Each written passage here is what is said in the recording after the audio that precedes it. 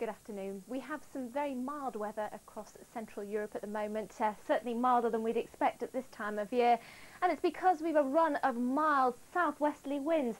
The same winds brought a record-breaking temperature to London Heathrow last night, well above the seasonal average.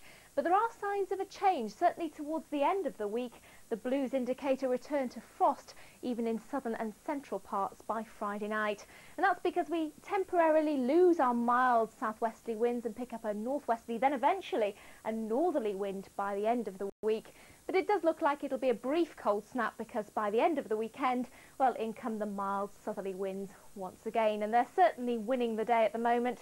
They're piling the cloud northwards. This is our next developing area of low pressure, quite a deep feature. It is causing concern, and it's likely to compound the flood problems we already have, particularly across Wales and southwest England, with another inch or even more of rain, particularly across the higher ground, with the risk extending further north as the day goes on.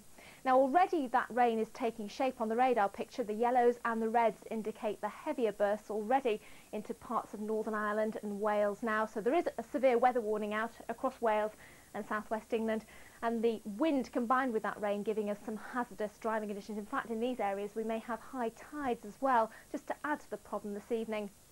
Severe gales certainly are possible by this evening and overnight in the south, gusts to 70 miles an hour.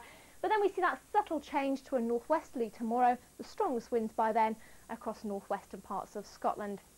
But for many parts of England and Wales, Northern Ireland too, the day will end on a rather wet and windy note, quite a lot of mist and low cloud around. But for Scotland at least, there should be some fair weather for the next couple of hours, and it should stay mild, although it won't feel it in the rain. And the rain really is the main feature. We pick up on that for this evening overnight, spilling northwards into Scotland, some snow on the hills. It'll be quite a wet night in the northwest, and even though it looks drier elsewhere, there'll be plenty of blustery showers following on, and of course the gales or severe gales in the south.